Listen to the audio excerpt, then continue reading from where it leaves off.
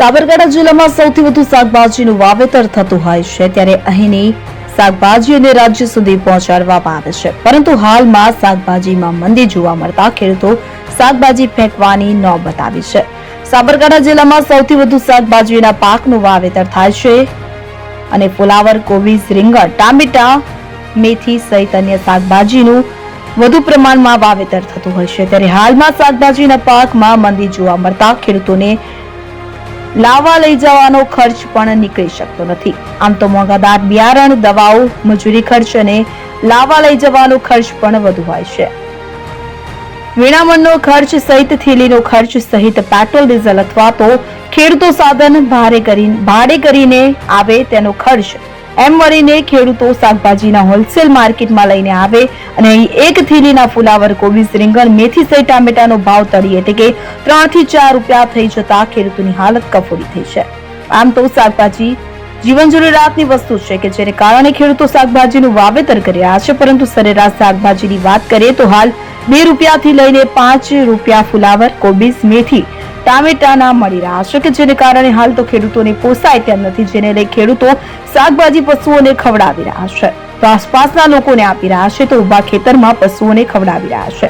હાલ ભાવમાં અચાનક જ મંદી આવી જતા હોલસેલ માર્કેટ યાર્ડમાં પણ શાકભાજીનો ભરાવો થઈ ગયો છે અને જેના કારણે વેપારીઓ પાસે પણ કોઈ વ્યક્તિ શાકભાજી લેવા માટે પણ તૈયાર નથી, જેના કારણે વેપારીઓ પણ ન છૂટકે મફતના ભાવે વેચી રહ્યા છે, તો પશુઓને ખવડાવી રહ્યા છે, તો સામે છૂટક વેપારીઓ લૂંટ પણ ચલાવી રહ્યા છે। આમ તો શિયાળામાં લીલા શાકભાજી વધુ ખાવા મળતા હોય છે, ત્યારે અચાનક જ વાતાવરણમાં પલટાને લઈને ઉત્પાદનમાં અચાનક જ વધારો થઈ ગયો છે અને જેના કારણે શાકભાજીના ભાવ તળિયે બેસી જતા ખેડૂતોની હાલત કફોડી બની છે। ત્યારે સરકાર શાકભાજીના ભાવ અંગે કઈ વિચારે તેવું હાલ તો ખેડૂતોની માંગ ઉઠી છે। હા, અત્યારે ભાઈ શાક માર્કેટમાં એટલી મંદી ચાલે છે ને, કોબી કે ફુલાવર તો કોઈ લેવા તૈયાર નથી માર્કેટની અંદર। અને અત્યારે હું ટામેટા જે લઈને આવ્યો છું ને, 4 રૂપિયા ને 5 રૂપિયા કિલો વેચાય છે। એટલી મંદી છે ને માર્કેટની અંદર, કોઈ લેવાલી જ નથી। બોલો હવે ખેડૂતોને તો શું કરવું અત્યારે, હાલ કોઈ ખબર જ નથી પડતી, આટલી મંદી ચાલે છે।